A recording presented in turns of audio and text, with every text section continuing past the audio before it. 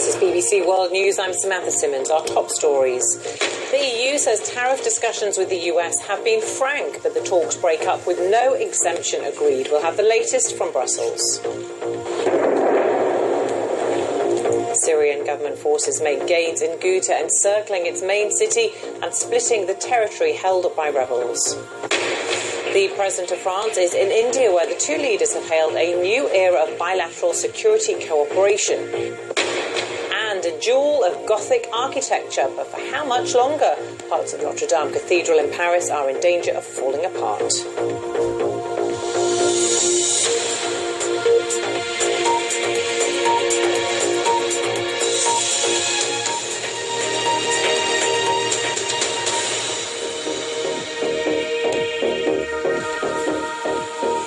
Welcome to BBC World News. In the past few minutes, talks between the EU, Japan and the US over trade have come to an end in Brussels without, it appears, any exemption agreed to exclude the EU from President Trump's tariffs on steel and aluminium. The EU Commissioner for Trade, Cecilia Malmström, has tweeted saying that there was no immediate clarity on the US side as to the exemption. In a few minutes, we'll speak to our reporter in Brussels with the latest. First, though, here's our business correspondent, Joe Lynham. He's got more on the background to the international efforts to avoid a trade war. The meeting between the US Trade Representative Robert Lighthizer and his EU and Japanese counterparts, Cecilia Malmström and Hiroshige Seiko respectively, had long been in the diary. But following the formal imposition of tariffs on steel and aluminium by the US this week, the meeting took on some urgency. Neither the EU nor the Japanese are the biggest steel exporters to America, but they don't want their producers to pay a 25% tariff either. But its International Trade Minister, Liam Fox, travels to Washington next week to seek exactly that. We'll be, of course, looking to see how we can maximise the UK's case for exemption under these particular circumstances, but we'll want over the next few days to look at them in great detail. If Europe gets a carve-out from the American tariffs, they will join an ever-growing list of nations who won't be paying. The Australian Prime Minister Malcolm Turnbull met Donald Trump on Friday and removed his country from the list. Canada and Mexico have already been exempted. I was very pleased the President was able to confirm that he would not have to impose tariffs on Australian steel and aluminium. And, of course, now the legal paperwork, the proclamation process under the executive order will take its course to put that direction into effect. So that was a very good and productive discussion with the President. America's other key allies, including Japan and South Korea, will also want to be spared. In the end, it might only be Russia and China paying the US tariffs. That, though, might be enough to start a trade war between two of the world's biggest exporters. Joe Lynham, BBC News. We're going to be speaking to our correspondent in Brussels a little later in the programme. Now, Syrian government forces are stepping up their offensive in the rebel-held enclave of eastern Ghouta. Reports suggest forces loyal to President Assad have now managed to split the enclave in half after cutting off two prominent towns, Harasta and Douma. Let's bring in our Middle East Regional Affairs editor, Sebastian Usher, is here with me in the studio. Welcome to you, Sebastian. Bring us up to date on what we understand to be the situation in Ghouta. Still a little bit confused. I mean, what we were hearing earlier today was a sentence from different sources, both pro-government and more independent, was that the army has made, as you said, more advances, and in doing so, they've not essentially cut the enclave in half, but almost divided into three subsections. So the two main towns there, Harasta and Douma, are, according to the government and these sources, now cut off, isolated, surrounded, and the roads leading to them are also under government fire. So they, according to those reports, essentially have control. That means that you've got those two areas cut off and isolated, and then the south is also cut off, so it's almost bisected into these three sections. Now, the main fighting faction in eastern Ghouta, Jaish al-Islam, has made a statement just in the past hour or so denying this, saying that neither of those two towns are surrounded, and also another village, almost a small town right in the centre called Masraba, which is important strategically because of where it lies, which the Syrian state media has shown government tanks and troops purportedly inside the town. They've denied that it's fallen. They're saying that they repelled an attack. That seemed a little bit odd because we had very good information a few days ago, essentially saying a deal had been done to give up Misraba, but the people there would be pulled out, the rebels would pull back in order to save them, and they would give it to the government forces, which seems to be what's happened. Eastern Ghouta has been sustained attack from government forces for many weeks now. Hundreds of civilians have died. What's the significance of this area, and what happens when it does fall? Well, the significance is that it is one of the last sizable rebel bastions, if you can call them rebels still, in Syria, and also it's on the outskirts of Damascus. So from a government perspective, shelling still hits areas of Damascus. People still die because of this. This is what the government of our Russian backs have given as the reason behind it. But more than that, symbolically, as this is a civil war, so everything is kind of symbolic to an extent, is that it would be another big victory. Just over a year ago, eastern Aleppo finally fell to the government. That, in a sense, was seen as the end of the rebel initiative.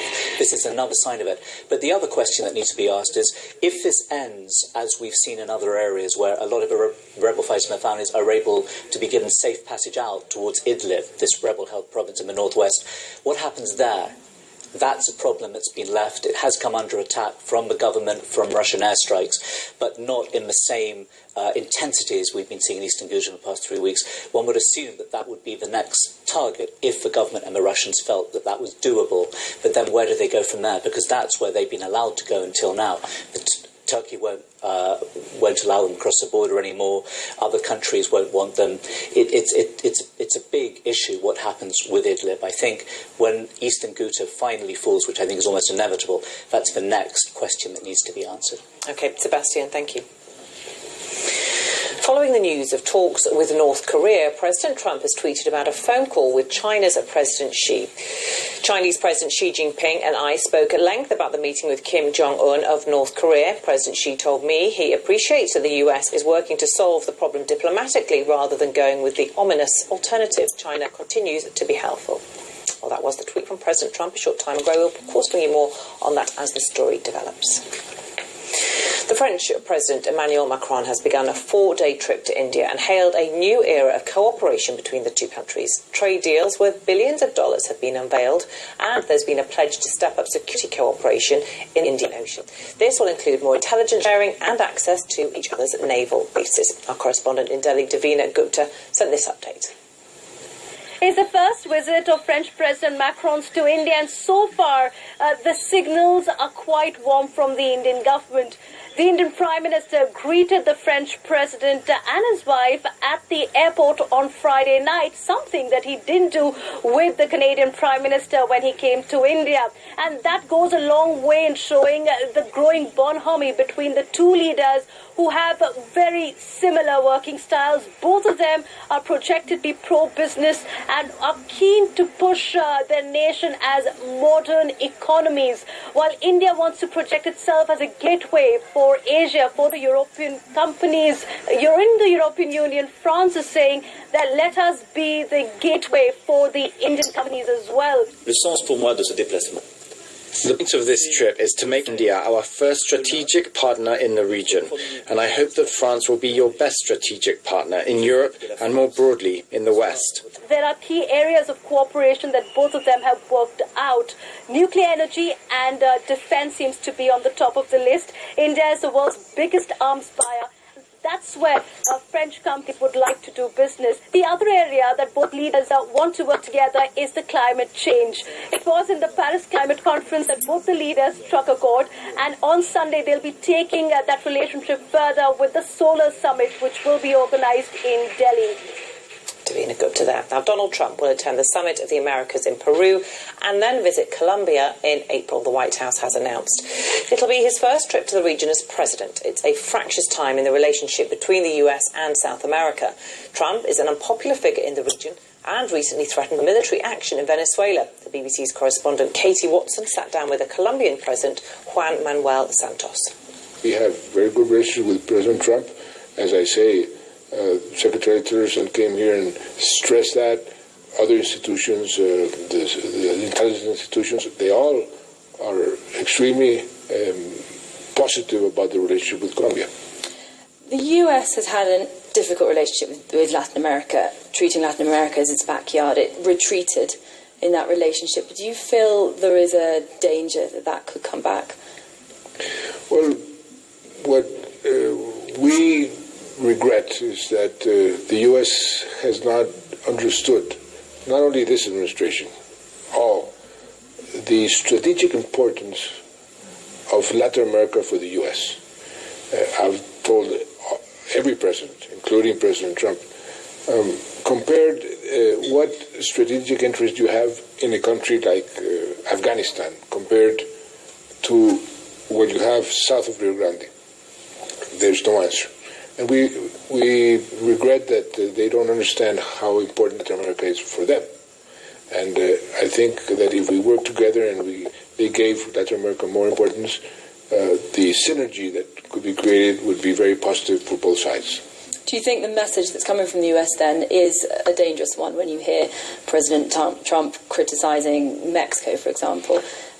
And as I mentioned, the military intervention, that kind of narrative is a dangerous narrative to go down in Latin America. Well, it's been difficult to understand the U.S. foreign policy in that respect.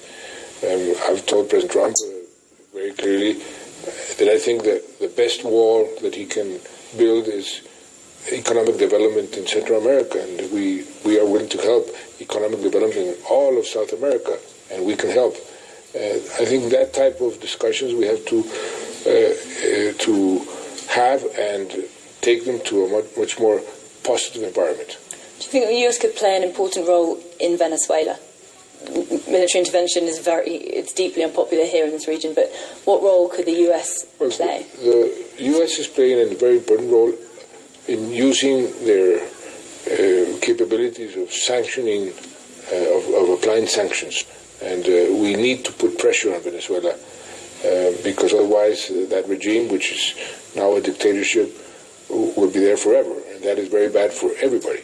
We need a change of regime. We need to restore democracy, the respect for human lives, human rights in Venezuela.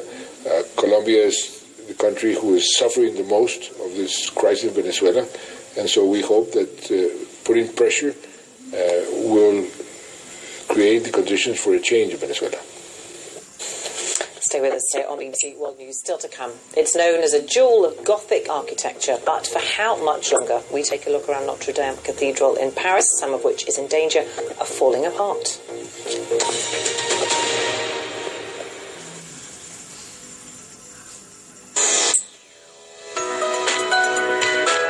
Numbers of dead and wounded defied belief. This, the worst terrorist atrocity on European soil in modern times. In less than 24 hours, then, the Soviet Union lost an elderly Sikh leader and replaced him with a dynamic figure 20 years his junior. We heard these gunshots in the gym, then he came out for a fire exit and started firing at our huts, and God, we were all petrified. James Earl Ray, aged 41, sentenced to 99 years, and due for parole when he's 90, travelled from Memphis jail to Nashville State Prison in an 8-car convoy. Paul, what's it feel like to be married at last? It feels fine, thank you. What are you going to do now? Is it going to change your life much, do you think? I don't know, really. I've never been married before.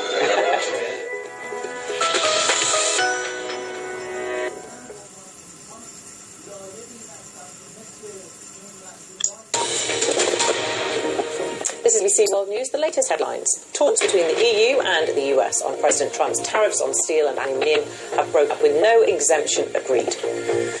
Reports from Syria suggest that government forces have split the rebel-held enclave of Eastern Ghouta by cutting off 2 towns. The British government's Emergency Cobra Committee will meet again today on the investigation into the poisoning of a former Russian spy. The 200 military personnel trained in chemical warfare are in the southwest city of Salisbury, where Sergei Skripal and his daughter were exposed to a nerve agent. Both are still in a serious condition, as Sarah Corker reports. Nearly 200 military personnel have been drafted in to help to recover and gather evidence in Salisbury. Some of the soldiers specially trained in chemical warfare. There's been a flurry of activity at the cemetery where Sergei Skripal's wife is buried. Full protective suits and gas masks, an unnerving sight here. A police car is among the vehicles that have been taken away by the army for decontamination. And we're learning more about the Skripal family. This is the voice of Irina Petrova, a childhood friend of Yulia Skripal, who knew her family well. She talked to the BBC. She always had the best grades at school, in everything. She was perfect. That's why she's so easily adjusted to Britain. She speaks brilliant English, better than an English person. I can only say good things about Yulia. She hasn't done anything to deserve to die like this. I hope everything will be good with her. I will be praying, I will be going to church.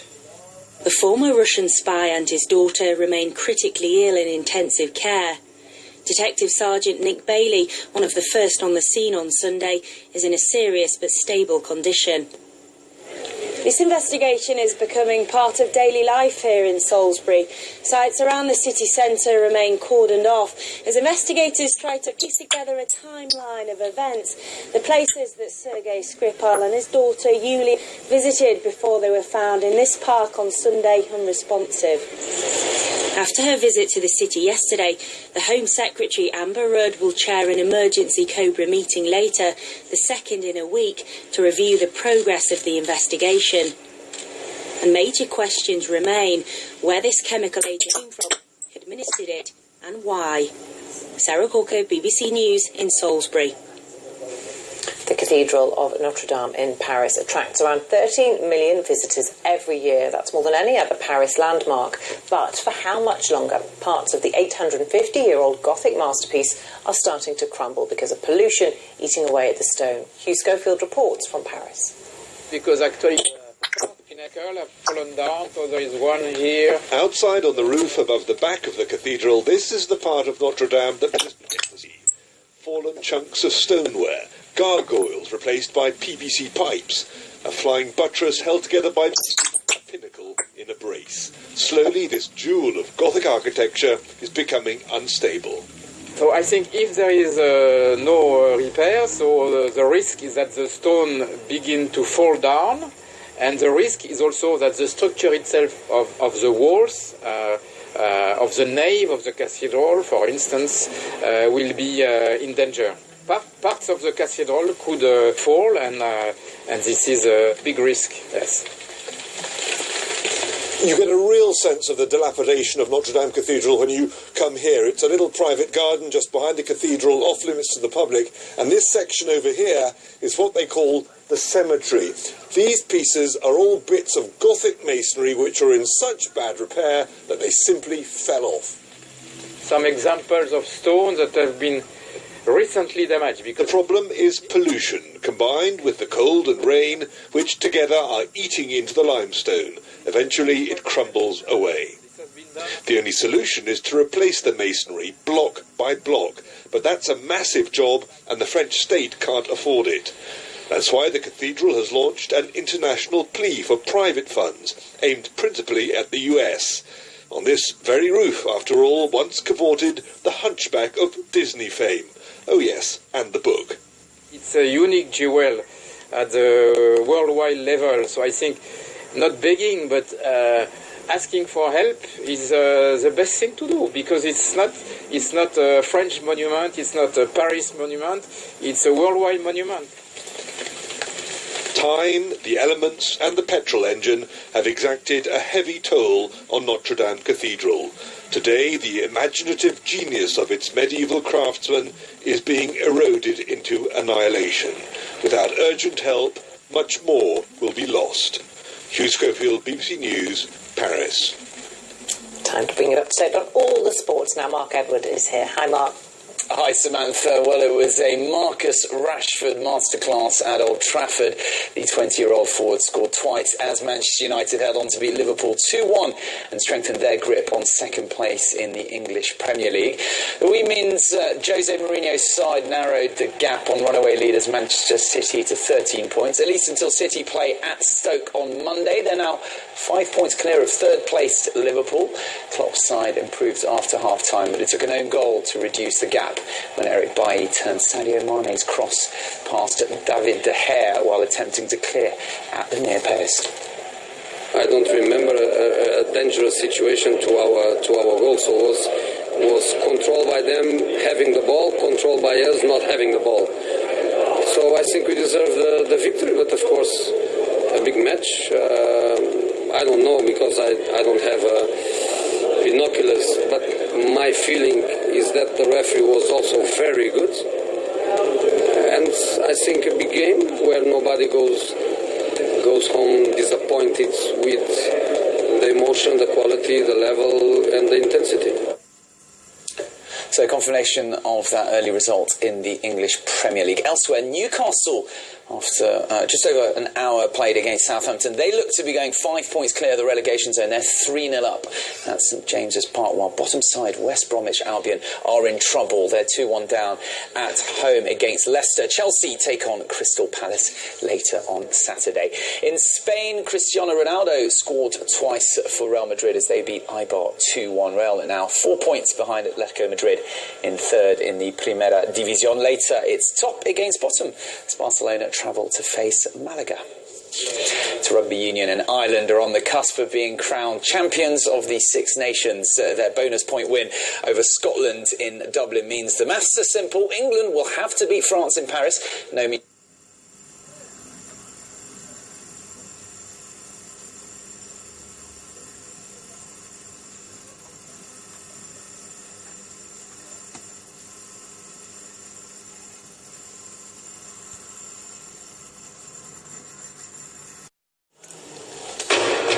BBC World News, I'm Samantha Simmons. Our top stories.